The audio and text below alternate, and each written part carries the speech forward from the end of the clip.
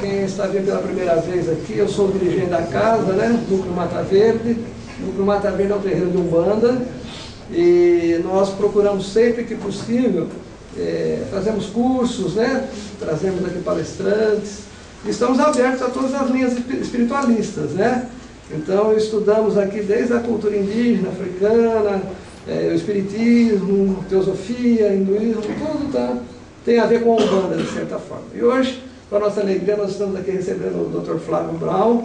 Ele vem fazer uma palestra sobre terapia de vidas passadas, né? Isso. E eu vou deixar a bola com ele. Flávio já é um amigo antigo meu, estou muito contente. Quero agradecer de público a sua presença, ter aceito o convite, tá bom? Fica à vontade, Flávio, a casa é sua, tá bom? O Manuel falou que eu sou um amigo antigo, porque ele me conhece desde criança, né? E quando eu estava no colegial, ele me ensinou física, matemática. Passei de ano. Que bom, ajudou, né? Eu era meio engasgado com física, matemática, por isso que eu fui para a área da saúde, né? Porque não era a minha praia, ser engenheiro, essas coisas não era para mim, né? Até hoje eu não sei fazer conta direito. A gente tenta, mas calculadora ajuda. Então, eu sou médico da área da psiquiatria, tive alta ontem, estou feliz da vida, né? E tem muito preconceito, né, com relação à parte da psiquiatria, porque o pessoal fala, é médico de louco, não sei o quê, né? É médico de louco também, lógico, porque é uma doença mental, é esquizofrenia, como a gente fala, né, o termo técnico, né, o termo patológico, mas tem muito preconceito, porque as pessoas às vezes têm vergonha de se abrir para um médico, para um psicólogo, e fala que, nossa, você está com sintomas físicos, você vai no cardiologista, você até aceita, né, para cuidar do coração, do colesterol. Aí você vai no cardiologista, olha, tá tudo bem, vai no endocrinologista, para ver os hormônios, como é que tá, como é que não tá, dá um check-up, o paciente ainda aceita. Isso porque você já passou no clínico geral antes de ir para o cardiologista, né? Aí você vai no clínico, no cardio, no endócrino, eles mandam para o psiquiatra, aí é o fim do caminho para a pessoa, né? A pessoa fica, né? Nossa, vou no psiquiatra, não sei o quê. Mas é um pouco de preconceito aí que tem, mas a gente brinca, mas ainda existe um pouquinho. Na verdade, as pessoas têm um pouco de vergonha de se abrir, porque a gente trata do quê? Das doenças emocionais também. Da depressão, da ansiedade, nervosismo, insônia, coisa que eventualmente qualquer um de nós pode passar, né? E não é vergonha nenhuma você pedir ajuda, porque você vai no médico, vai no psicólogo, você está pedindo ajuda. Você tem que deixar o seu orgulho de lado um pouquinho e se abrir para quem você está inspirando uma certa confiança, uma pessoa que nem sempre você já conhece, ou às vezes você nunca viu na vida. Você está indo lá fazendo uma consulta de saúde, você tem que se abrir um pouquinho, né? Só que a psiquiatria que a gente aprende lá na faculdade, ela é muito medicamentosa. Ela tenta, digamos assim, atribuir as causas das doenças emocionais, das doenças mentais, inclusive, para a parte neuroquímica, né? Então, tudo que a gente aprende lá, a culpa são de alguns hormônios aí que a gente tem no sistema nervoso, e que de alguma maneira seria sempre necessário você tomar um remédio para você se equilibrar e voltar no seu estado normal, ou aparentemente normal, porque normal 100% ninguém é, né? Para levar uma vida minimamente com qualidade. Mas o que acontece é que minha família já era espiritualista, né? A gente frequentava centro kardecista e tal, então a ideia da reencarnação na nossa família, como acredito aqui para a maioria de todos vocês, era muito natural, algo que a gente conversava pelos livros que lia, palestras que a gente ia no centro, enfim.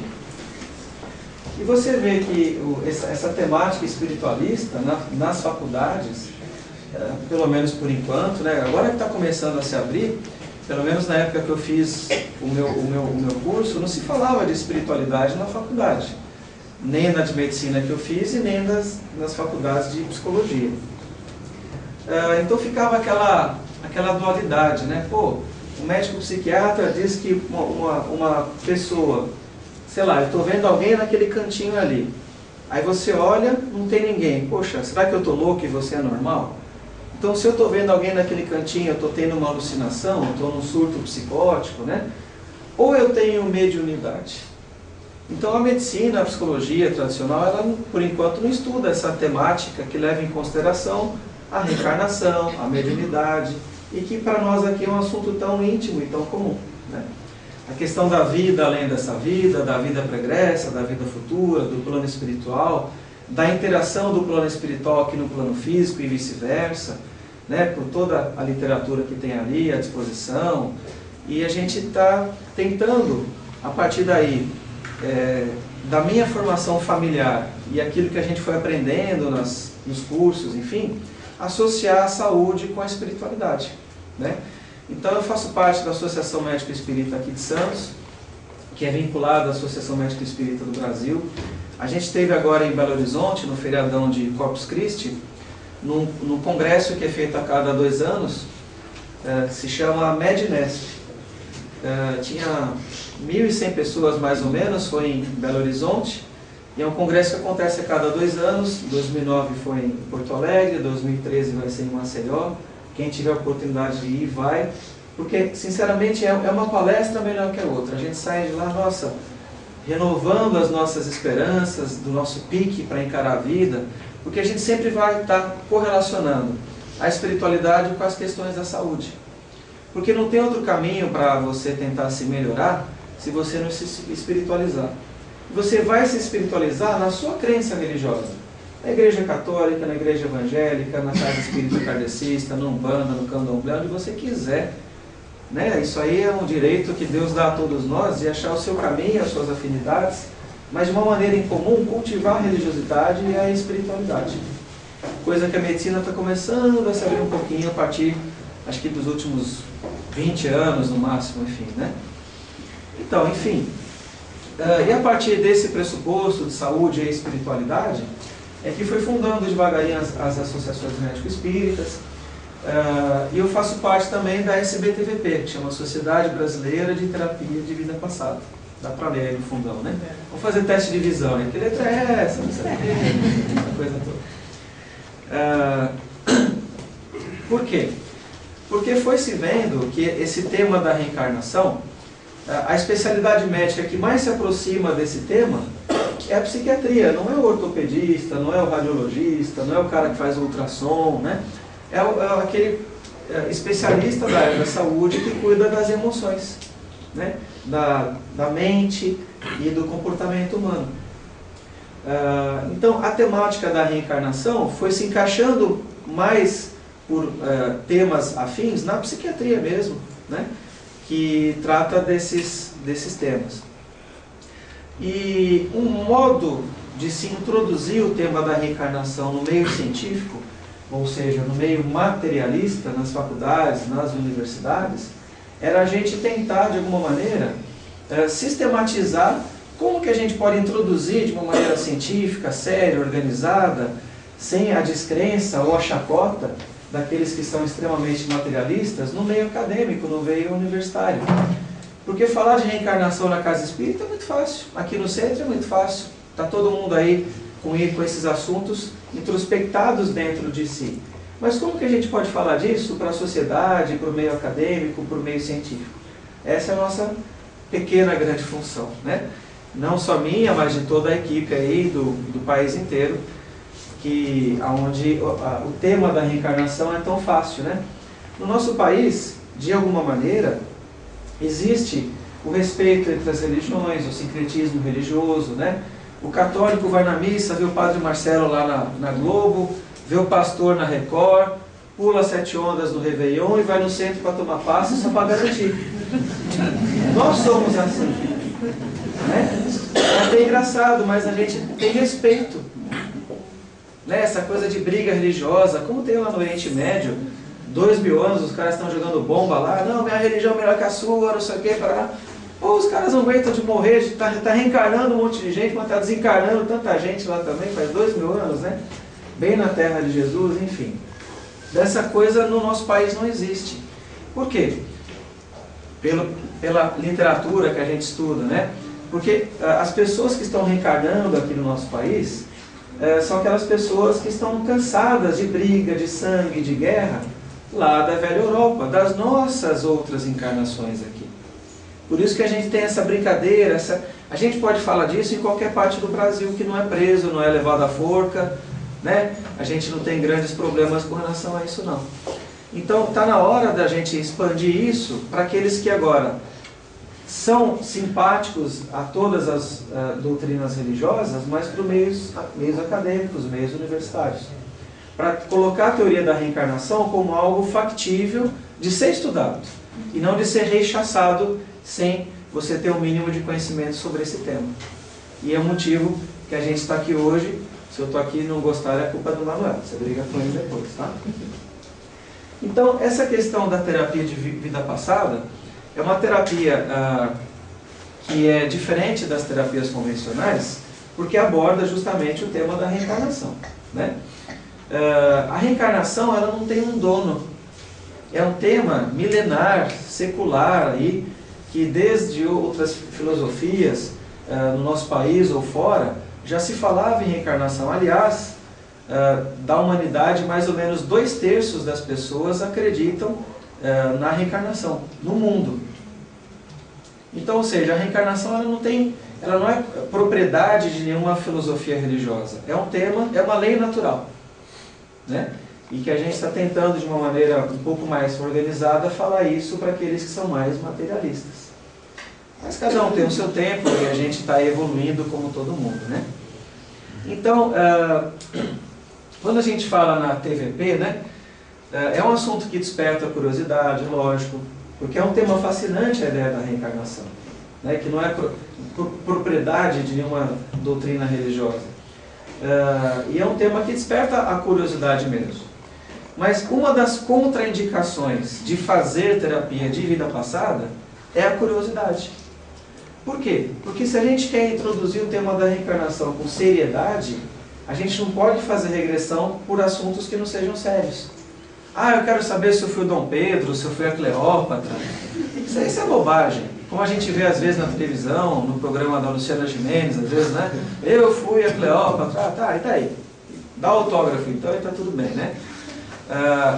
Então você vê que se você levar para o lado do charlatanismo, da falta de seriedade, você perde toda a sua credibilidade. Para aqueles que ainda são materialistas, a gente nunca vai ser ouvido se não trabalhar com seriedade, né?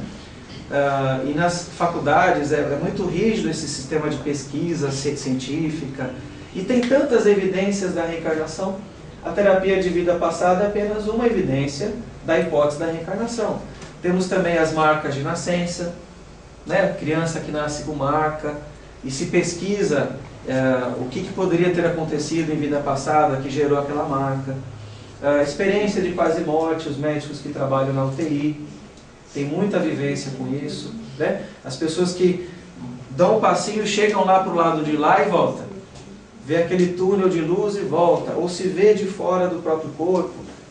Como é que um cérebro que está em coma, não tem aquela atividade cerebral, o eletroencefalograma, ele está isoelétrico, ou seja, ele está um risquinho. O eletroencefalograma é aquele risquinho que parece um terremoto, né? Uma pessoa em coma, ela está isoelétrica. Como é que uma pessoa em coma pode relatar um fato que ela se vê fora do corpo, a equipe médica, de enfermagem, ali tudo atuando na hora de uma parada cardíaca, e ela relata isso depois que ela volta do estado de coma? Então, se a consciência não está no cérebro, porque o cérebro estava num estado comatoso, aonde que está a consciência se não no nosso espírito? Não é mesmo? Então agora a medicina está começando a estudar um pouquinho disso. Até hoje eu estava vendo, não sei se alguém viu, no Jornal da Bandeirantes, a semana inteira vai passar sobre a experiência de quase morte. Hoje eu vi só uma partezinha que eu saí de casa para vir aqui, mas toda noite no Jornal da Band, que é 7h15, 7h20, vai ter uma matéria especial falando desse tema de EQM, né? Então, os jornalistas estão se interessando para fazer matérias que falam sobre essa possibilidade de que existe espírito. Nós somos espíritos, né? Temporariamente encarnados, não é mesmo? E estávamos, antes dessa encarnação, temporariamente desencarnados, naquilo que a gente chama de céu, plano astral, plano espiritual, chama do jeito que quiser, né? E, passando aqui algumas décadas, voltaremos ao mundo espiritual. Ou seja, a continuação da vida além dessa vida. Então essa temática precisa ser estudada, porque é coisa de pesquisa da área da saúde. Vocês imaginam se a maioria da sociedade que a gente vive, nessa mudança de paradigma, como a gente fala, migrar para essa teoria reencarnacionista, da lei de causa e efeito, né? da lei do karma, da programação reencarnatória que todo mundo passa, com certeza a gente ia rever o nosso lado do nosso jeito de ser, do nosso comportamento, né? Se a gente pensa, por exemplo, na lei de causa e efeito, eu vou deixar de fazer mal para alguém, porque eu sei que nessa vida ou na próxima pode gerar o contrário para mim mesmo. Vocês imaginam os políticos iam roubar menos, desviar a verba da creche, porque prejudica milhares ou milhões de pessoas, em nome da sua conta na Suíça.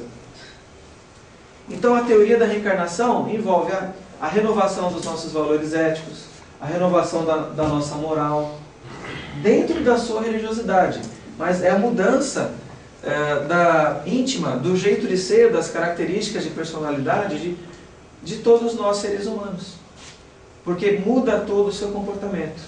Se eu parar para pensar naquilo que eu posso fazer para alguém ou contra mim mesmo, vai gerar uma consequência na minha programação reencarnatória da próxima vida, eu vou rever todos os meus atos. Mesmo que eu não faça regressão, só por essa fala que eu estou dando aqui para vocês. Porque a gente não precisa fazer necessariamente regressão para a gente mudar o nosso comportamento, o nosso jeito de ser. Isso aqui nada mais é do que um instrumento de trabalho. Para falarmos de reencarnação para os psiquiatras, para os psicólogos, aqueles que ainda não caíram a ficha de alguma maneira sobre essa teoria toda, que a reencarnação é uma lei biológica, portanto algo natural, inerente até a ciência materialista, né? O que vem depois? Passa aí, gente, para mim, por favor. Aqui é exame de vista, a letra é menor, hein? Vamos ver. Aqui são alguns pesquisadores estrangeiros que já falavam de reencarnação em outros países, né? Gabriel Delany, francês, desde 1887, Ian Stevenson, norte-americano, junto com Erlendur Haraldsson, olha que nome chique, né? Não é João da Silva, né? Erlendur Haraldsson, né? Eles pesquisam crianças. Uma outra evidência científica da hipótese da reencarnação, além da experiência de quase morte, terapia de vida passada, é essa pesquisa aqui de crianças que se lembram espontaneamente das outras encarnações. Então, um menininho aqui de 6, 7 anos fala assim: eu já morei nessa casa. Acho que eu tenho até um vídeo aí para mostrar, não tem?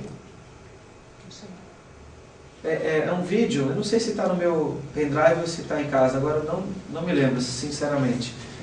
Um vídeo de um menininho que lembrava do nome do gato, que pertencia ao pai dele, a mãe dele, portanto, a avó e ao avô. Ele seria o vô. Nossa, o gato não era esse nome, mas o gato da infância da mãe. Portanto, o filho nunca poderia saber como que isso surgiria na sua cabeça para falar o nome do gato. E o jeito que ele morreu foi com um tiro, porque ele foi assassinado, ele era policial. Na vida anterior, que era o avô, o menino hoje ele tem problema na válvula cardíaca. Então, é uma evidência, não é uma prova absoluta, porque não tem... Deus não pode mandar um fax para a gente, um e-mail, né? Está aqui a comprovação. Né? Mas uma evidência bem clara da hipótese da reencarnação. Ou seja, isso tem que ser pesquisado. E esses autores aqui são os caras que foram abrindo caminho de livros, de pesquisa, para a gente ter mais embasamento para hoje, agora em 2011, a gente falar alguma coisa assim e não ser mais apedrejado em praça pública, né? Mas essa turma aqui foi bastante corajosa, desde essa época, 1800 e pouco, começo do século XX, aí falar da teoria da reencarnação. Então, digamos que hoje a nossa estrada já está mais asfaltada, né? O Banerjee indiano também aqui, falando de crianças que se lembram de vidas passadas. Ellen Van Baal nos Estados Unidos, o Patrick Drouot na França, o Maurice Netter também nos Estados Unidos. Como é que surgiu esse trabalho de TVP, só que abordando a teoria da reencarnação? Uma parte desses amigos que eu cito aqui, eles também trabalhavam com regressão. Só que eles faziam regressão até a vida intrauterina. Até um certo ponto aí normal, porque você não abordava essa linha que ia lá para trás na hipótese de uma vida passada. Só que alguns pacientes que eles estavam começando a atender, durante o processo da regressão de memória, eles começavam a falar em outras línguas.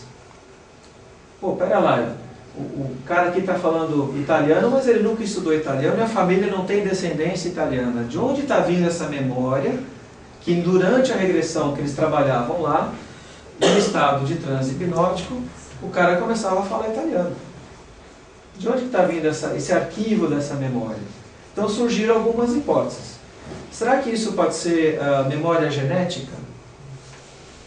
É uma hipótese. Pô, mas ele não tem descendência italiana, nem o avô, no bisavô, tataravô, parará, ninguém veio da Itália. Então a teoria genética, para esse caso em específico, não tinha uma hipótese aceitável. Aí pensavam na teoria do inconsciente coletivo, da psicanálise, que todo mundo tem a mesma bagagem de informação, portanto todo mundo mentalmente, lá no fundão do inconsciente, é potencialmente para saber um pouco de tudo. É a teoria do inconsciente coletivo. Essa teoria poderia ser validada, porque não tem uma comprovação genética ali. E a outra teoria, e que eles mais se aprofundaram, é a teoria da reencarnação. Porque aquele paciente, eles citavam tantas coisas, com tantos detalhes, que o fato deles saberem esses fatos de uma encarnação passada, foi aliviando, ou dessa suposta encarnação passada ainda, porque ainda era uma hipótese, foi aliviando o sintoma que ele estava tratando na terapia que eles estavam fazendo no consultório desses amigos aqui. Opa, pera lá. Então agora ele está começando a andar de elevador.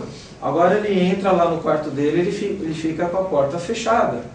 Quando ele soube que naquela vida lá que ele morreu na Itália, ele morreu soterrado no terremoto, por exemplo.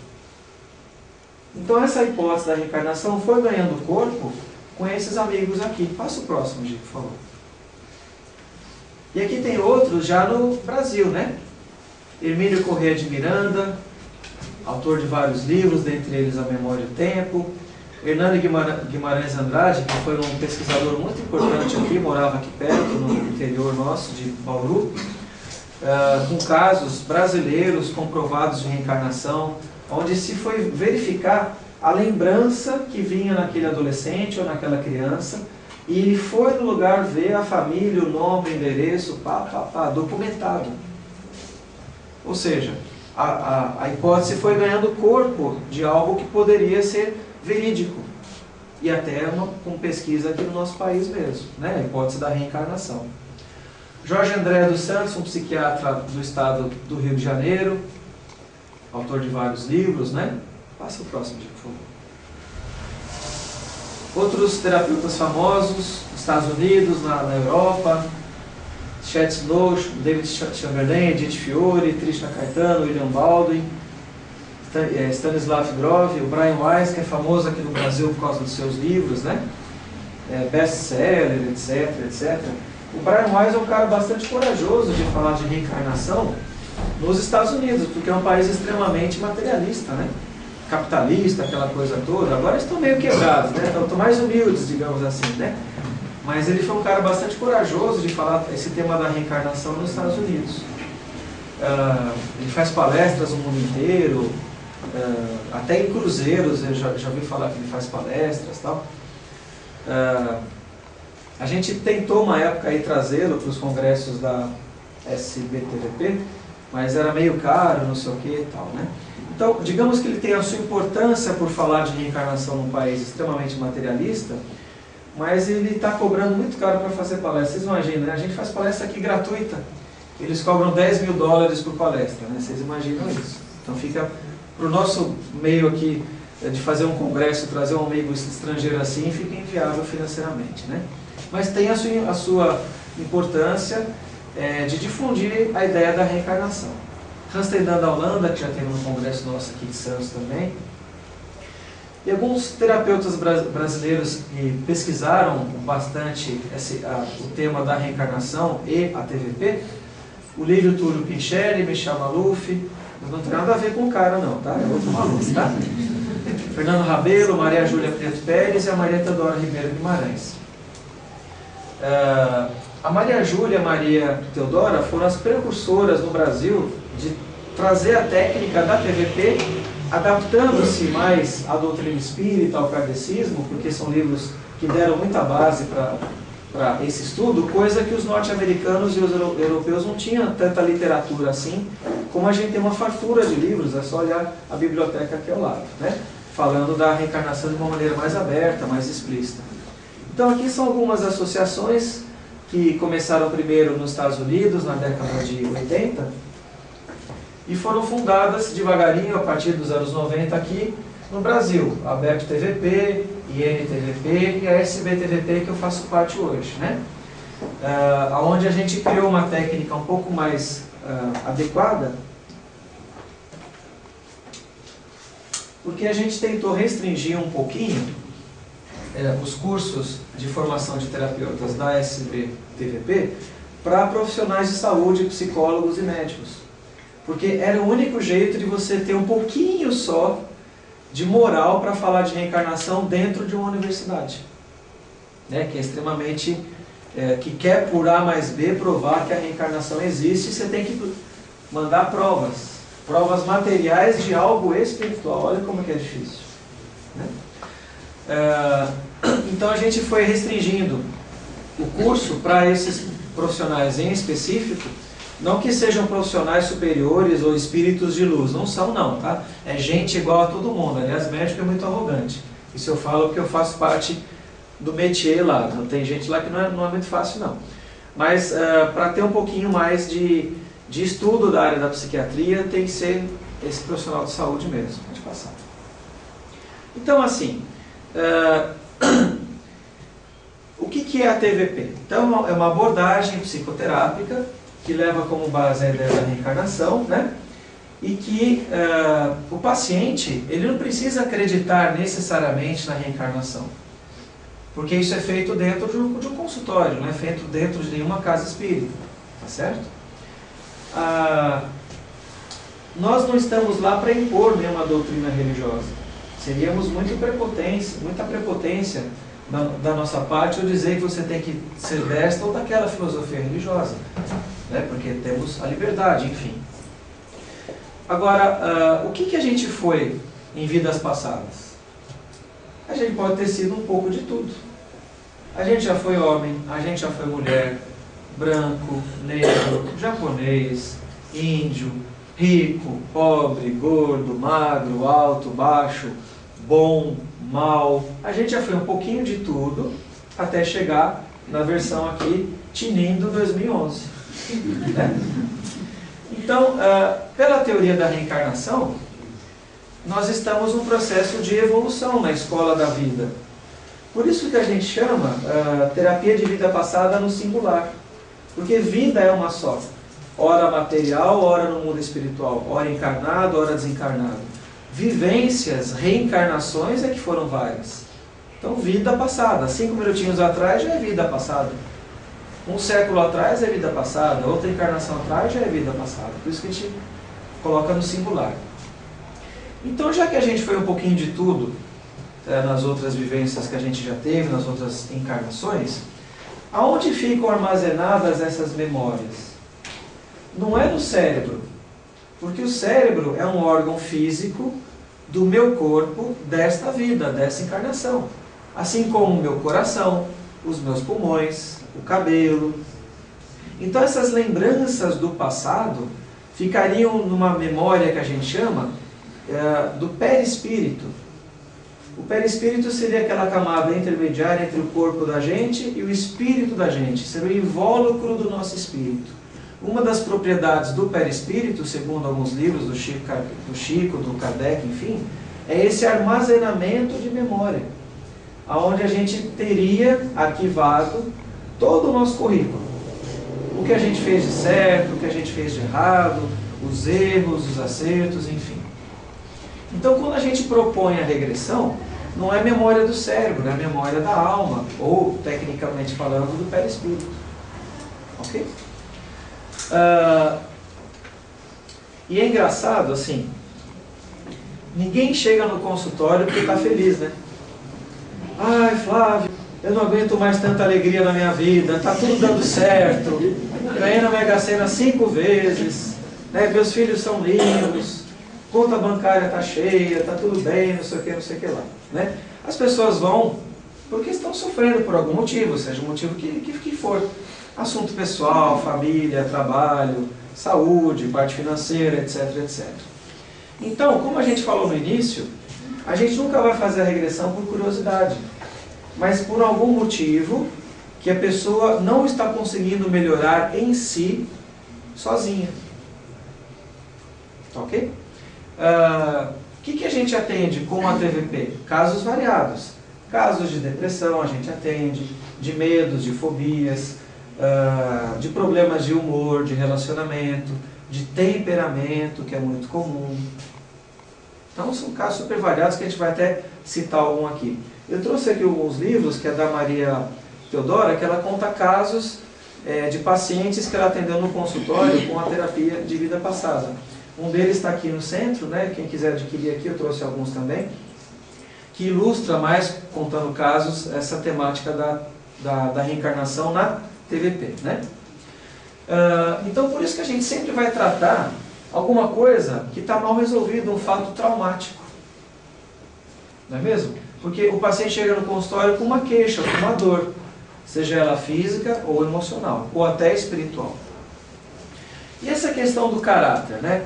Então, de vida após vida, até chegar na versão 2011, a gente veio passando por provas, encarnações. A gente vem aprendendo coisas no processo evolutivo reencarnatório. Então, o caráter a gente entende assim, como o conjunto das tendências positivas e negativas do jeito de ser de cada um, que todo mundo tem, sem exceção. Se a gente fosse perfeito, a gente não estava aqui, né? A gente já estava numa condição física ou espiritual muito mais evoluída. Então, a gente ouve falar assim, nossa, o fulano lá roubou o irmão, nossa, o fulano não tem caráter. Ele tem caráter, é péssimo, mas tem. Então, caráter é um substantivo, que eu vou adjetivar com coisas boas ou com coisas ruins. E para a psiquiatria tradicional, para a psicologia, essa questão do caráter, que seria a sua personalidade, ela é imutável, imutável. Ou seja, não dá para mudar. E a gente fala, pô, como não dá para mudar? Eu não posso melhorar o meu jeito de ser, portanto evoluir, aprender? Então, se eu sou ranzinza desde criança, eu vou ser ranzinza na adolescência, ranzinza na vida adulta, até chegar na terceira idade? Aí lembramos da síndrome da Gabriela, vocês conhecem? Não conhecem? Eu nasci assim, eu cresci assim, vou ser sempre assim, nervosinho, né? Ou seja, não é por aí. A gente consegue perceber que as pessoas mudam, mas mudam quando querem mudar. Essa questão, só vai mudar com o tempo. Não, muda quando decide mudar. Puxa, eu não quero mais ser chato. Eu não quero ser mais nervoso, ou ansioso, ou depressivo, e assim por diante. Então, o livre-arbítrio está sempre preponderando em todas as nossas ações. Eu comigo e eu com os outros. Né? Ainda mais a gente que está tentando se espiritualizar. Não é? Quanto mais se sabe, mais vai ser cobrado. Não tem um ditado popular mais ou menos assim? Então, ou seja, se eu sei que é errado, eu roubar esse papel, esse rolo de pano aqui e levar embora, por que eu vou fazer isso? Né? Se a minha consciência já sabe que isso não é ético. Então, como é que eu aprendi, por exemplo, que é errado roubar, que é errado matar, tirar a vida de alguém? Porque em algum momento o meu espírito caiu a ficha. Em alguma encarnação a gente já aprendeu que é errado matar, por exemplo. Alguém aqui já matou alguém? Levanta a mão. Não? Ninguém? Nem levantaria a mão, fala a verdade. Né?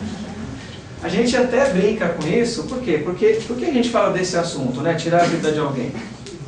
Porque é alguma coisa que a gente é fácil de entender. Por que a gente não tira a vida de ninguém mais? Porque o nosso coração aprendeu e a razão já concordou. De alguma maneira o meu espírito já está com essa temática de não tirar a vida de ninguém, introspectado na minha personalidade. Claro que às vezes dá vontade de voar no pescoço, fala a verdade, né? Não dá nos nervos você? Né? A sogra, o cunhado, o filho, o marido, etc, etc. Mas a gente já não mata mais ninguém. É uma evolução. A gente só fica torcendo para tropeçar na esquina, mas matar a gente não mata mais ninguém, tá tudo bem, né? E daí a questão do caráter e padrões de comportamento. É aquele jeito, tá rindo? Oi? Tropeçar e cair no chão. Tira, abafa casa. Essa questão de padrões de comportamento, aquele jeito de ser que eu fui gostando de ser. Por exemplo, na questão da reencarnação, né? Vamos supor que hoje eu seja bem nervoso, bem pavio curto. Eu não gosto que ninguém manda em mim. Quando a minha esposa manda eu comprar pão na padaria, eu já saio xingando. Obedeço, mas saio xingando, aquela coisa toda, né? Aí eu resolvo fazer uma terapia, por exemplo, TVP, para eu melhorar o meu temperamento. Aí você vai lá no consultório, faz a consulta, tal, né? É indicação de fazer esse tipo de psicoterapia. Aí a pessoa, por exemplo, ela descobre que numa outra encarnação ela tinha muito poder, sei lá, ela foi um general, um militar lá, que todo mundo obedecia, ele mandava, desmandava, etc, etc. Aí esse paciente que descobriu isso na regressão, ele fala, nossa, foi legal mandar. Pô, mas eu não tenho mais aquele status, aquele poder, aquela hierarquia, que eu era top one lá não sei da onde todo mundo me obedecia. Hoje, eu tenho que aprender a conviver melhor com a minha esposa, que pediu para eu ir comprar pão na padaria, não está mandando eu comprar pão na padaria. É só isso. Ou seja, não vale a pena eu ficar tão nervoso como aquela vez que eu fui naquela vida, aquele general lá, por exemplo. Aí isso ela descobre de uma vida, ou seja, hoje ela é nervosa, ela viu uma vida que ela também era nervosa. Então está no mesmo padrão de comportamento. O que seria o contrapadrão? Esse mesmo paciente faz outra regressão. Aí ela percebeu, depois que ela foi aquele militar, ela foi para uma outra vivência posterior, onde ela foi um escravo aqui no Brasil, 200 anos atrás, tinha escravidão. Então vocês imaginam, só ver os livros de história, os absurdos que tinha, não é mesmo? E sofreu, apanhou, morrendo no tronco. Por quê? Porque era uma coisa cultural de uma época onde ela se programou para tentar se abrandar. Então vocês imaginam, de uma vida que ela tinha muito poder, ela foi na próxima de um escravo. Ela saiu, foi para um contrapadrão de comportamento. Ela foi testar a submissão, a paciência, que ele abusou daquela vida onde ele foi aquele militar lá bravo, nervoso. Só que essa pessoa, após aquela vida lá da escravidão, quando ela desencarnou, logo após a própria morte, o que ela pensou nesse desencarne? Nossa, ser mandado foi ruim. Eu gosto mesmo é de mandar. Aí ela reencarnou hoje, brigando com a esposa quando vai pedir para comprar pão na padaria. Então ela foi num contrapadrão de comportamento. Deu para entender mais ou menos? Beleza? Ou seja, todos nós passamos por várias provações nas encarnações sucessivas, só que a gente errou porque a gente era 8 ou 80. Até a gente tentar aprender e cair a ficha que o certo e o mais equilibrado é o caminho do meio. Quando eu posso me pôr numa grande provação que eu não tenho a capacidade de cumprir. Né? Por isso que nessa vida eu vim ser médico psiquiatra, tá vendo? Estou tentando. Sabe, sei lá, quantos lá que eu não posso ter prejudicado numa outra vida? Aliás, por várias literaturas que a gente vê, a turma aí que trabalha na área de saúde, na área de educação, são os maiores devedores dessa vida, viu? Não que o arquiteto, o advogado, o político também não tenha. Aliás, o político também, né? Pelo amor de Deus. Mas saúde e educação, que são o quê? A gente dá aqui pessoas, diretamente. seja numa sala de aula, professor, no hospital e assim por diante, né? Vai saber quantos lá que a gente enforcou com o travesseiro e fingia que estava tratando. Tá vendo? Parece coisa de novela mexicana, né? Mas é verdade. E essa questão de presenças aqui é um termo técnico que a gente usa para o paciente que vai no consultório, porque nem todo paciente que vai no consultório precisa ser espírita ou de umbanda, etc. Né? Então, na verdade, o que são presenças? É a mesma coisa que o espiritismo chama de obsessor ou encosto. Mesma coisa, só muda o nome. Tá certo? O que são espíritos obsessores, como a gente entende? A gente está falando da ideia da reencarnação, né? Então já tivemos outras vidas passadas. E pela teoria da reencarnação a gente vem num processo evolutivo, num aprendizado moral do nosso fórum íntimo. Então, em vidas passadas, eu posso ter feito coisas, nesses exemplos que eu dei agora há pouco, que hoje eu não faria mais. Por exemplo, tirar a vida de alguém, como a gente brincou agora há pouco.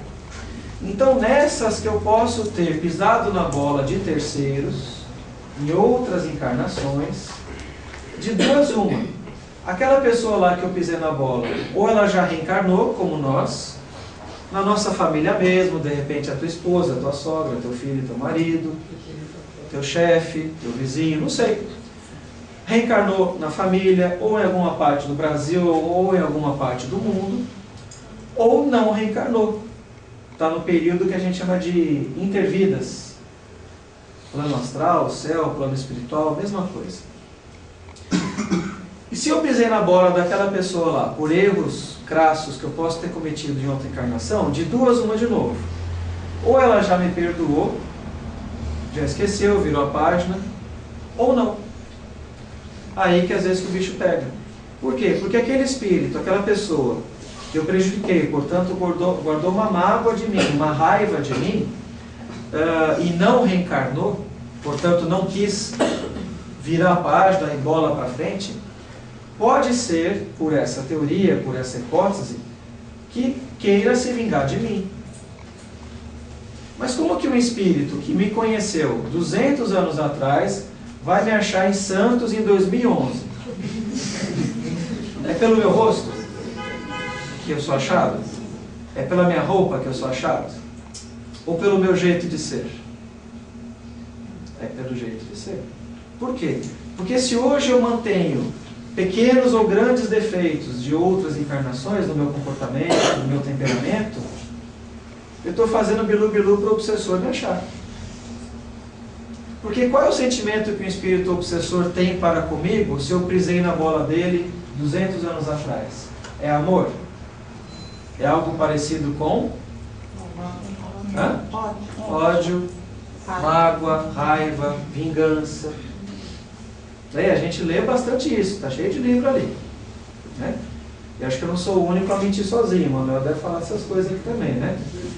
E como que um obsessor me acha? Ele tem raiva de mim. Eu estou aqui em Santos 2011.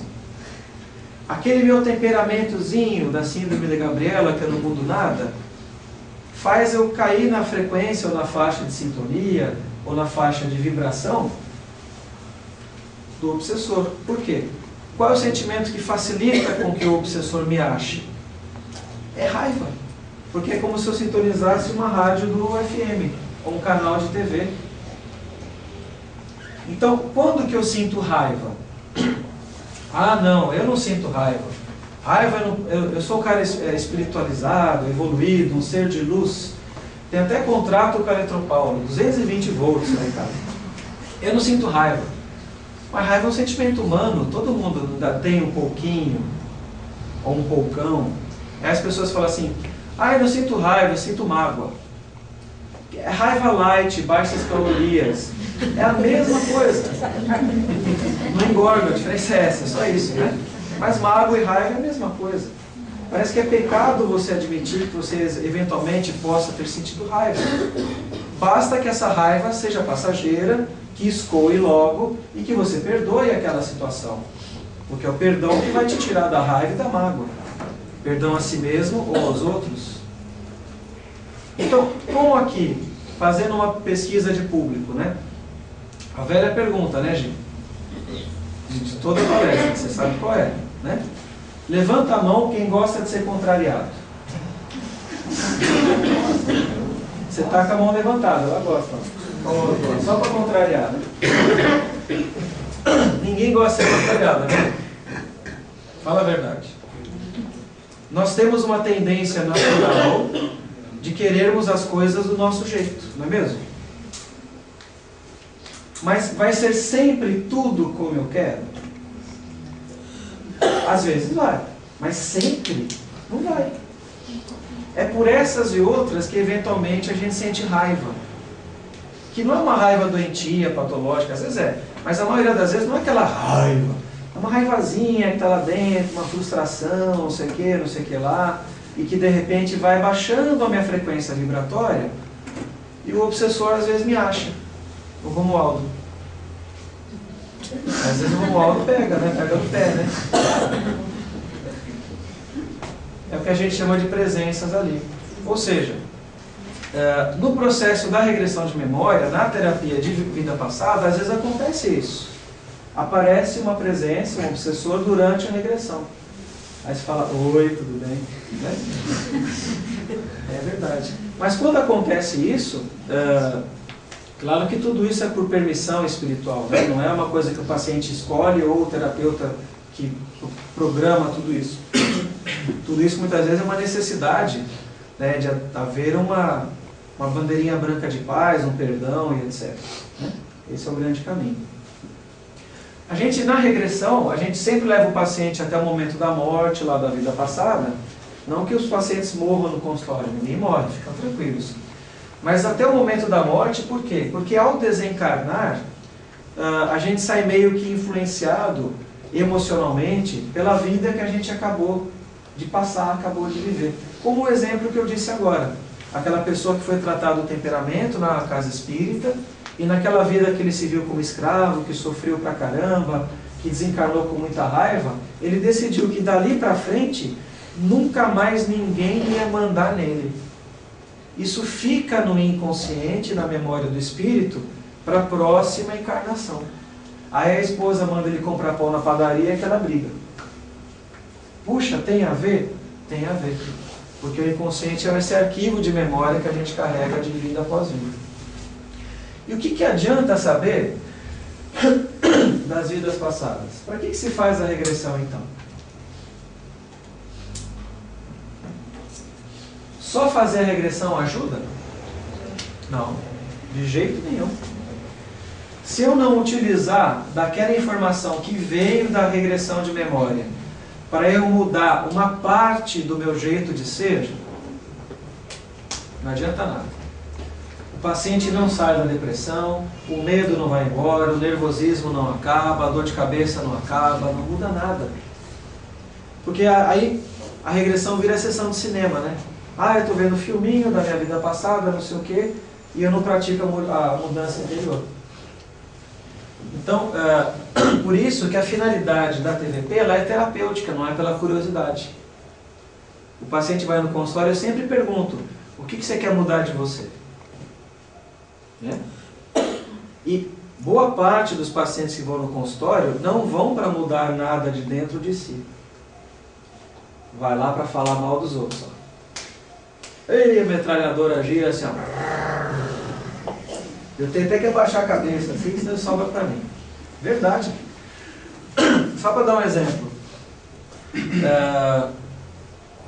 Uma paciente foi no consultório uma vez, caso verídico.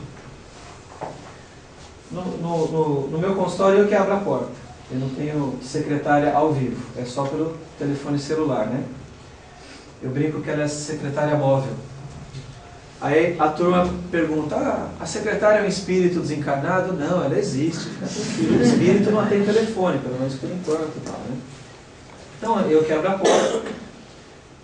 Quase sempre eu nunca sei quem está chegando, vai lá pela primeira vez. Eventualmente algum paciente já me conhece, normal, já viu numa palestra, tudo bem. Mas nesse caso aquela senhora nunca tinha me visto. E eu nunca tinha visto essa senhora. Eu abri a porta. Ela olhou para mim, ela falou assim, o médico é você? Olha o dedinho. Eu falei, sou, pode entrar, por favor, tem a sala de espera, não sei o quê. Eu não uso roupa branca, não uso estetoscópio pendurado no pescoço, mesmo porque não precisa, né? O psiquiatra não precisa ouvir coração, pulmão, essas coisas todas. E esperei para sentar, ela sentou, estava vendo uns papéis, 3 minutinhos ela entrou na sala da consulta mesmo, né? Aí eu atendo aqui, o paciente fica no sofá, uns 2 ou 3 metros assim, e minha mesa fica aqui no canto, o computador, por causa dos fios, fica virado para a parede, eu fico de frente para a paciente. Ela falou, você vai ficar sentado aí? Eu falei, vou, na minha cadeira, né? Vou ficar sentado aqui, o que eu posso lhe ajudar? Por que você está vindo aqui? Não? Ela falou, não, o médico tem que ficar atrás da mesa, está errado. Vamos mudar a posição da mesa. Sério? É verdade, não é mentira. Falei, não, deixa como está, eu prefiro melhor que seja assim, o que eu posso lhe ajudar, não sei o quê, tentando conduzir a coisa para algo produtivo, né? Senão ia ficar aquela discussão inútil, né? Ah, o senhor não sabe, eu tenho depressão. Vocês imaginem, se ela quis fazer isso no meu consultório, o que ela faz na casa dela com a família? Obviamente, ninguém deixa, ela se deprime. A gente vai ver um outro slide aqui para frente, correlacionando a depressão com a tendência, muitas vezes, de querer sempre tudo do seu jeito. Que é algo humano, mas nem sempre é possível, necessário ou inteligente.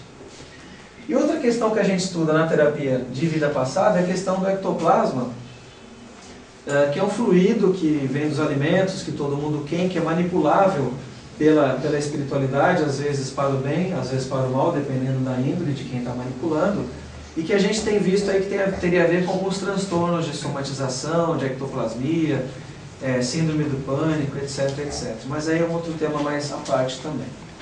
O que vem depois? Então, como eu já falei, né, a pessoa não só fazer pela curiosidade, desejar fazer o tratamento, não parar o tratamento no meio, a gente aplica uns testes lá no consultório antes. As indicações são super variadas, depressão, medos, problemas de humor, de relacionamento, de casal às vezes. Contraindicações. Primeira delas, a própria curiosidade. A gente pode fazer a regressão desde que a pessoa esteja lúcida. Então, o paciente que tem esquizofrenia, que tem surto psicótico, não tem como fazer, né?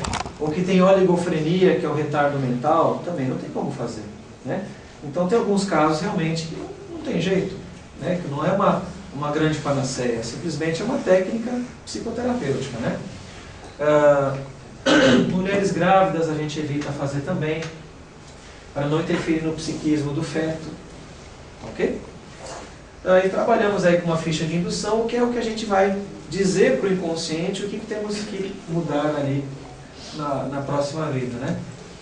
Sempre conversamos bastante, fazemos terapia de apoio, o inconsciente manda em tudo, algumas ideias às vezes podem até ser fantasiosas.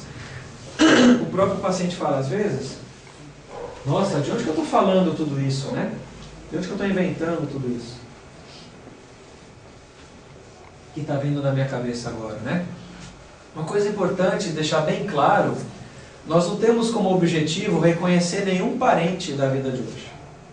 A gente vai saber o que eu fui, o que eu fiz, o que eu passei, sem querer identificar fulano ou beltrano desta vida da minha família. Por quê? Porque não é bom saber de tudo. Eu só vou saber do que eu preciso e do que eu suporto saber do meu passado. O inconsciente, a espiritualidade, tem essa válvula de segurança também, né?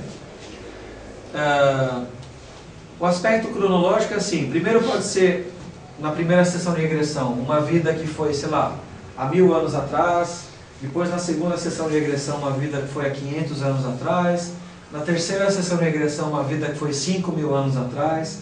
Então não tem aquela coisa da cronologia, volte 10 anos, 20, 50, 200 ou 500. Você vai cair naquela vida, a gente vai ver um gráfico aqui, que você teria necessidade de saber. Então a gente não tem certeza onde vai parar, onde que vai cair. Sempre vai cair onde tiver necessidade, né? Como que as pessoas falam? como que é passar pela regressão de memória. Então as pessoas falam assim, porque a gente trabalha sem hipnose.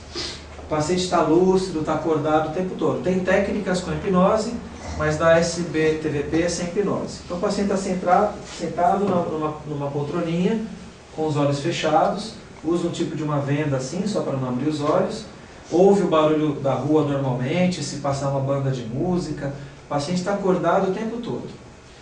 E os pacientes falam assim, nossa, parece que é um filminho passando na minha cabeça. Tem paciente que fala assim, olha, eu não estou vendo nada. Claro, né, estou com os olhos fechados aqui, olhando com o olho, está realmente tudo preto. Eu não estou vendo nada, mas o que está vindo na minha mente de intuição é essa história. É isso, tal, tal, tal. Ah, eu sou uma mulher, estou usando um vestido vermelho, eu estou num salão de baile, aí vai acontecer isso, depois acontece aquilo, como se fosse narrando uma história, narrando uma vivência. O livro explica bastante coisas que eu trouxe aqui. Tem paciente que chora, fica emocionado durante a vivência. Tem paciente que já passa de uma maneira bem tranquila, bem neutra. E é sempre uma vida passada a cada regressão, uma de cada vez. Mas vamos supor, aí eu tive uma vida passada que eu morri bem velhinho, com 99 anos de idade. Então, 99 anos não vai caber dentro de uma sessão de 1 hora. Então, o seu inconsciente vai selecionar os momentos mais importantes daquela vida que você teria necessidade de saber. Sejam momentos agradáveis ou desagradáveis, mas o mais importante daquilo que você vai precisar saber e vai suportar saber. A regressão não é uma sessão de tortura. Então o paciente fazer a primeira vez, nunca mais vai voltar no consultório, né? Então o inconsciente ele vai protegendo, e a espiritualidade obviamente que sim, o paciente daquilo que ele não teria necessidade ou capacidade emocional de saber do seu próprio passado. Então não tem aquela coisa, nossa, eu vou fazer regressão, eu vou ficar impressionado, ou vou sair pior do que eu entrei, ou eu vou ficar preso no passado. Isso não existe. Tá? Porque é uma técnica realmente que tem finalidades para ajudar, não para prejudicar. Ok? Quais são os papéis vivenciados em vidas passadas? Né? Então, em vidas passadas, ou a gente foi vítima, aqui, ou a gente foi observador, a gente só viu e não se envolveu com nada. Vítima é quando eu sofri, né? Nossa, eu fui lá, o escravo, apanhei, levei chicotada, não sei o quê. O observador, eu era a governanta, eu não me intrometia com nada, eu ficava quieto, não queria saber da vida do patrão, me fiquei na minha, não sei o que lá. Ou eu fui o algoz, eu fui o cara que estava dando a chicotada no outro. Vítima todo mundo gosta de ser, né? Algoz não, né? É até mais confortável saber de uma coisa dessa. Mas a gente já foi, às vezes algoz, às vezes vítima e às vezes observador. O que vem depois aí? Aqui eu não sei se é melhor assim ou assim. Bom, mas enfim. Com a cortina fica bom. Com? A gente lê perfeitamente. Então aqui é assim, essa linha é a linha da vida, a linha do tempo. Aqui embaixo, na horizontal. A linha do tempo era infinita lá para trás, né? E infinita aqui para frente para o nosso futuro. Essa linha aqui do meio é a nossa encarnação atual, daqui para cá. Tá certo?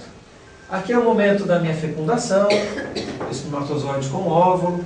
A vida física, material, começa na fecundação. Por isso que a gente é contra o aborto. De alguns médicos aí que falam, não tem vida neurológica até o 3º mês de gestação. Aqui que não tem. O espírito já está lá desde a fecundação. Não pode matar. Aqui é o período da gestação, né? Os 9 meses básicos aí, tradicionais. Então a infância, a adolescência e hoje, como a gente está hoje. Então, quando a gente propõe a terapia de vida passada, a técnica da regressão de memória, daqui para cá, normalmente, a gente não lembra de nada. Espontaneamente é muito raro, tem alguns casos, tal, enfim, mas daqui para cá a gente não lembra de nada. Então a gente, com a técnica, é como se a gente fizesse uma janelinha aqui, ó, e que a gente vai viajar no tempo daqui para cá. Então a gente pode cair ou nessa vida daqui, ou nesta daqui, ou nessa daqui. Você vai cair naquela vida passada que você tem a necessidade de relembrar para melhorar o presente. Lembrando que a gente não muda nada do passado, nem dessa vida, nem das outras, né?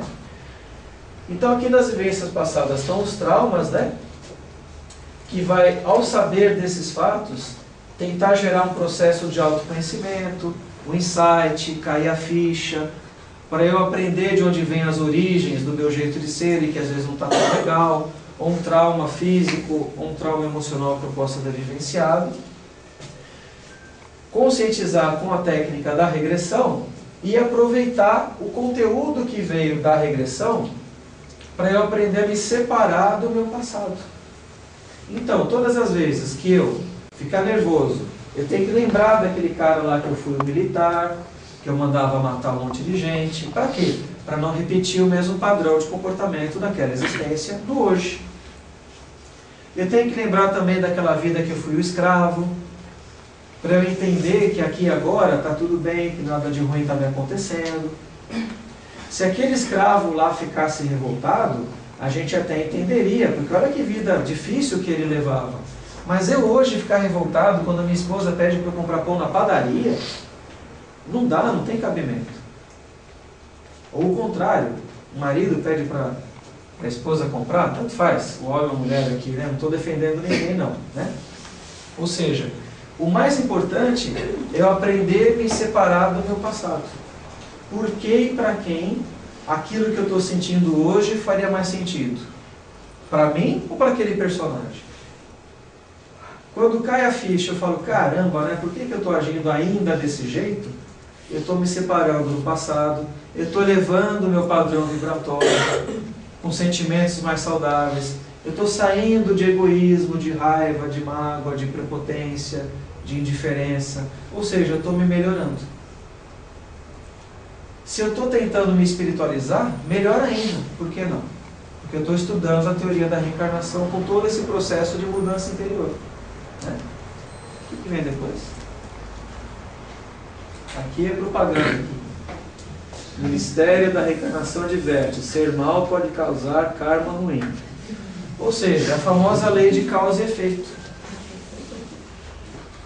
Então, as provações que nós passamos nessa vida, lembra daquela época, acho que não tem mais, né? Como é que chama? No governo do estado, das escolas, progressão continuada, não é isso? Que tinha.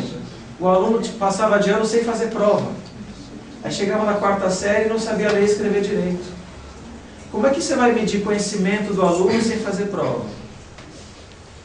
Como é que eu vou evoluir moralmente, espiritualmente, nos processos das encarnações sem passarmos por provas?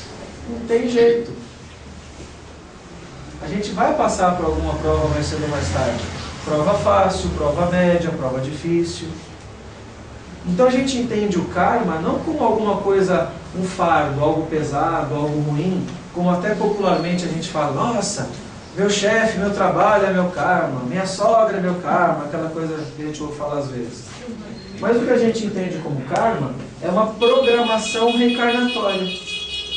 O que é programação reencarnatória? Por exemplo, nessa vida eu nasci como homem, eu tenho essa profissão, eu vou ser filho daquele pai, daquela mãe, vou me casar com aquela pessoa. É o script para a próxima vida. Então não adianta reclamar do script na hora que você está passando pela coisa. Porque é aquilo que você muitas vezes pediu para passar. Então o karma é um exercício de inteligência, não é aquela coisa como punição de Deus. Mas simplesmente um ato de reflexão, de uma programação para o nosso futuro, desta vida até para a próxima, nesse intervalo até entre vidas, como a gente brinca aqui no Ministério da Reencarnação, e até alguma coisa que eventualmente seja meio complicada. Por exemplo, Deus seria justo se não tivesse reencarnação? O que vocês acham? O que faz uma criança de recém-nascida ter linfoma? Se a vida fosse uma só, acho que Deus não seria justo, né? Ah, mas aquela criança de 6 meses de idade com câncer, nossa, meu Deus, não sei o que judiação. Claro que é uma judiação. Mas a gente não sabe do passado de cada um. Então, se passamos eventualmente por situações difíceis, quem de nós já não passou, né? De casa, família, saúde, perdas, etc, etc, é o que estava mais ou menos na aprovação de cada um, individualmente ou coletivamente. Então, quando você passa a entender essa teoria da reencarnação, você não olha a sua vida de uma maneira míope, que você pensa só nesta vida, sem ampliar a visão para o passado e para o futuro. Porque se a gente pensar só nessas décadas, né, que a gente está aqui encarnado, a gente pensa de uma maneira muito curta, a gente tem que ampliar a visão. E os mentores da espiritualidade não falam isso para a gente, de alguma maneira? Numa linguagem ou noutra? Falam a mesma coisa. O que vem depois? Aí o esqueminha da depressão, como a gente brincou, dessa senhora que eu falei que queria mudar os móveis no meu consultório, né? O que a gente tem visto em pesquisa, muitas vezes, de casos assim, que o que trazemos de vidas passadas é a questão da prepotência. Não é necessariamente aquela prepotência da arrogância, salto alto, nariz empinado, não é isso. Mas é aquela coisa de não gostar de ser contrariado nunca, em nenhum momento. Como a gente brincou, quem gosta de ser contrariado? Ninguém gosta, eu também não. Mas passamos por contrariedades e tentamos aprender algumas coisas com o problema que a gente passa. Transformar problema em oportunidade de aprendizado. Se não fica com cara de problema, cheiro de problema, gosto de problema. E a coisa não anda, não vai para frente, eu me caio em sintomas depressivos. Então o que a vida faz aqui? Se eu sempre gosto de mandar, se eu não passo por frustração nenhuma, a vida continua rodando, o planeta continua girando, eu gostando ou não. A vida não faz os meus desejos sempre, não cumpre sempre as minhas ordens. Então gera de alguma maneira a sensação de impotência, subjugação, frustração. E quando eu sou contrariado, muitas vezes eu caio em sentimentos parecidos com raiva, que atrai os obsessores de plantão por questão de sintonia, que fica jogando minhoca na minha cabeça, intuições negativas, do tipo, ninguém me ajuda, não tem saída, sou uma vítima, por que você não se mata? Ideia de suicídio, chega nesse ponto. O obsessor chega no pé do ouvido assim, ó, sua vida não adianta nada, você é uma fraca, você não presta, lá. O obsessor é muito cínico, porque o obsessor sabe do ponto fraco de cada um. De repente, o ponto fraco de cada um é uma compulsão por comida, por droga, por dinheiro, por sexo. Aí o obsessor chega lá no pé do ouvido e fala assim, ó, fuma mais uma maconha, tua mãe não vai sofrer. Não, imagina, nem um pouquinho. Vai roubar chocolate no Carrefour. Não, ninguém vai ver, imagina. Aí o segurança vê, chama a polícia, chama a televisão. No dia seguinte você está na página da tribuna. Quem fica feliz com o teu fracasso? Alguém que te gosta? Seja encarnado ou desencarnado? Com certeza não, né? Aí fica aquela briga, né? Do seu mentor espiritual e do obsessor de plantão. Faça isso, faça aquilo, anjinho, diabinho. Muitas vezes é assim. Então o grande segredo, e vale para mim, para todos nós eu acho, é prestar atenção principalmente nos pensamentos. Esse pensamento que eu estou tendo, tem lógica? Não tem?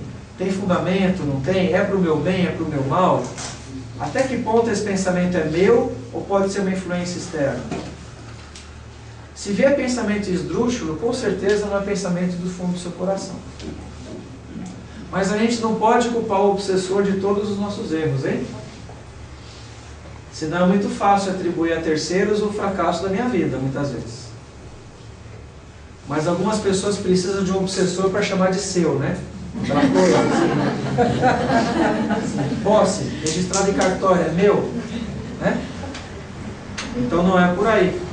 Aí eu estou isentando de mim a minha própria responsabilidade de eu tentar ser feliz, né? E fazer por onde, de alguma maneira.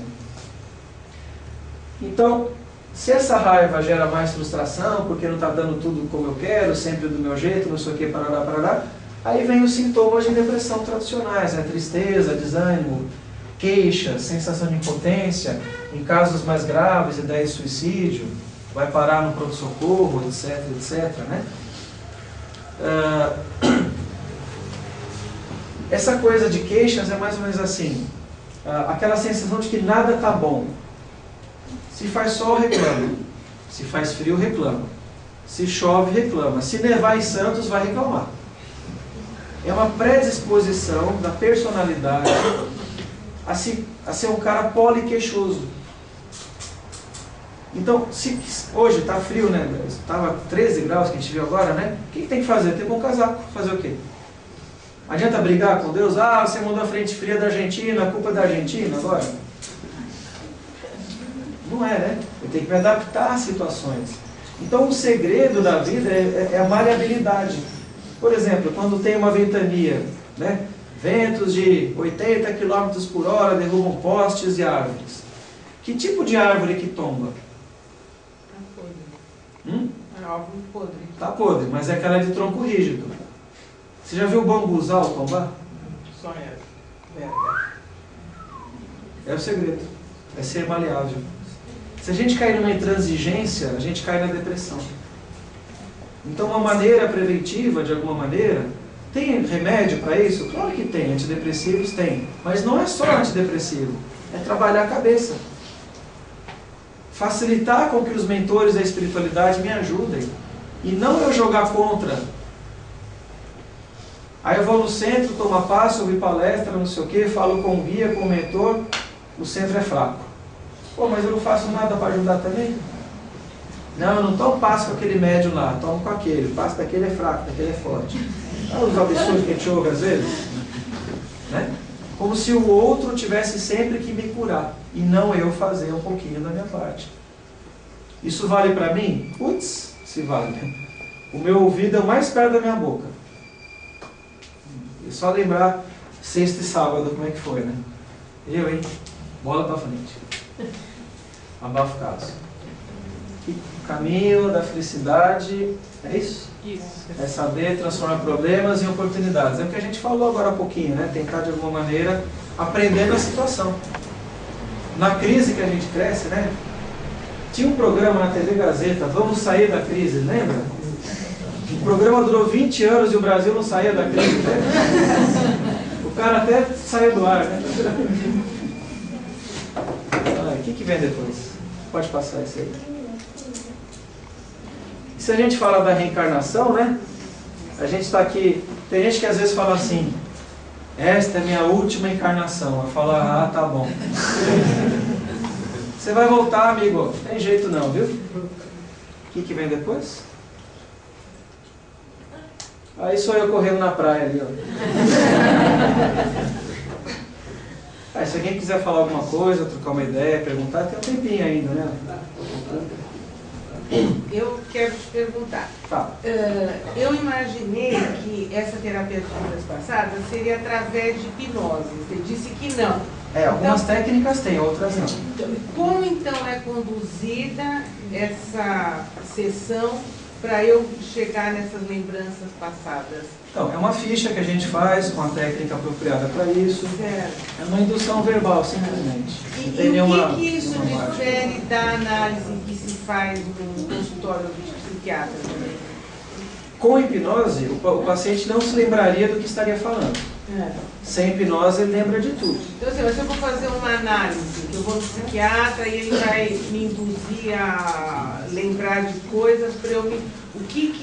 Qual é a diferença entre a regressão de vida passada e uma sessão de análise psiquiátrica? São psicoterapias diferentes. Mas com o mesmo objetivo? Não. Não, os resultados não são os mesmos. Não necessariamente. Tem gente que se dá melhor com a TVP. Tem gente que não. Tem outras psicoterapias que também são boas, também ajudam. Cada um com o seu caso, com a sua necessidade, com o seu momento. Né? E a hora eu não quis se interromper. Eu tenho algum poder de decisão em quem eu vou ser na minha reencarnação? Eu decido isso? Isso muitas vezes é decidido por nós ou orientado por mentores. Certo. Quando a gente brincou do Ministério da Reencarnação, é mais ou menos isso. Tem um filme do Nosso Lar que explica bastante as coisas. Né? Eu gostaria de saber se essa terapia tem indicação para quem tem toque. Tem, um toque também. Transtorno obsessivo compulsivo. Aquela mania de conferir, que alguma coisa de ruim vai acontecer, né? Porque assim, bipolar também. Mas na verdade, a gente não trata o diagnóstico, o rótulo. A gente trata da pessoa.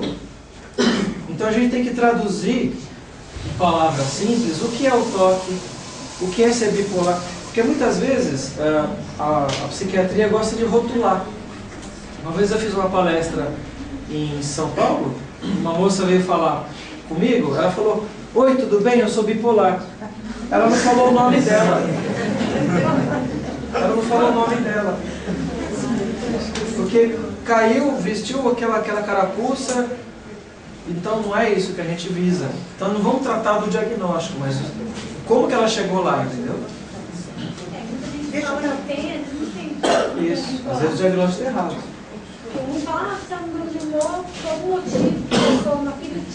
Todo mundo varia de humor todo dia. Aí fala que bipolar é diferente, amanhece já com aquilo. A bipolaridade é um período de tempo eufórico de meses. E um período de tempo de meses depressivo. Durante um dia, todo mundo varia de humor um pouquinho. Mas é uma variação abrupta. Isso. Deixa eu te fazer uma pergunta. Por exemplo, uma pessoa que tem processo depressivo já há bastante tempo, é medicada durante anos, toma, assim, já experimentou, digamos, vários tipos de remédios, já passou por vários psiquiatras e queria parar de tomar remédio. E fez várias tentativas de parar de tomar remédio e nunca conseguiu. Todas as tentativas são inválidas, ela volta na quadro depressivo. Você acha que, no caso, uma terapia de vida passada poderia ajudar essa pessoa a se livrar dos remédios? Quando a pessoa chega tomando remédio, você não pode desmamar abruptamente. Tem que ser alguma coisa devagar, sem pressa, sem ansiedade. Né? Mas na psicoterapia, o andamento vai dando mudanças de valores aqui e aqui. Havendo uma mudança interior, por que não sobreviver de uma maneira natural sem necessariamente tomar remédio? Porque o meu olhar da vida vai ser diferente, os meus valores precisam ser mudados um pouquinho, o jeito de ser. Não que não é uma mágica a regressão, é um processo que vai gerando mudanças do jeito de ser da pessoa, desde que a pessoa faça a mudança. Eu não curo ninguém, a gente só aponta caminhos, né? Quem prometer cura vai estar te enganando. Não, venha pra cá que eu te curo. Cuidado. Deixa eu te fazer uma pergunta, por exemplo. Nos casos de depressão, que a depressão se manifesta no momento da vida da pessoa, por alguma situação que ela passou, essa depressão, ela pode ter ligação com situações de outras vidas? Então, tudo que a gente passa na vida, como se diz, o acaso não existe. Como a gente brincou aqui em alguns momentos, são provinhas que a gente vai passando. Certo. O momento da depressão é consequência, não é causa. E a gente tem que ver o que causou. Certo. Se eu tratar só da consequência, é só remédio. Certo. Em 10 minutos você faz uma consulta e dá um remédio. Entendeu? E aí entramos na terapia, foi até bom você lembrar, conceitos que às vezes soa como pejorativo, como brandura e resignação. Ah, aquele cara aceita tudo, é um frouxo, é um banana, é um tonto. Não, ele está sendo resignado porque ele não pode modificar aquilo naquele momento. Ele está aceitando que ele não pode modificar. Ele fez o que está na alçada dele. Que nem eu brinquei, está frio, põe casaco. Entendeu? A verdadeira resignação é essa, não é aquela coisa assim, ó vida, ó azar, estou desempregado porque Deus quer. Aí você vai para o Bolsa Família, né? Entendeu? Isso não é resignação, isso é comodismo. E a brandura. Você pode dar uma bronca na pessoa de uma maneira tão dócil que ela, nem percebeu que está levando bronca. O contrário disso é a aspereza, que só vai gerar consequências desagradáveis, né? digamos que temos que ser firmes com brandura e brandos com firmeza, vai. Mais ou menos isso. Finito? Oi? A pessoa ela vai ter consciência de alguma coisa da vida passada, né? Aí ela volta sabendo daquilo. E a gente escuta muito falar, é muito difícil mudar. Às vezes até a pessoa quer fazer mudar, é feito esse tratamento, é feito alguma reprogramação mental, uma neurolinguística, alguma coisa assim. Nesse em específico não tem técnicas de neurolinguística. De reprogramação. Então, a gente chama porque ela vai lembrar, reprogramação. mas você tem que mudar isso, que ela lembrou, mas então, a gente chama de reprogramação o quê? Lembrar da regressão, porta fora do consultório, na hora que a esposa está pedindo para comprar pão. Lembrar da regressão. Aí ela está tendo a oportunidade... Então é um horário que já é sempre depois, né? O horário é fácil, já é mais difícil. É a oportunidade de lembrar da regressão para efetivar a modificação. Então, a terapia não é o fato só de ir ao consultório e fazer a regressão. A terapia é todo dia, que são sessões a cada 15 dias. Então, ele tem que lembrar da regressão no cotidiano e aplicar o que viu. Senão não adianta nada.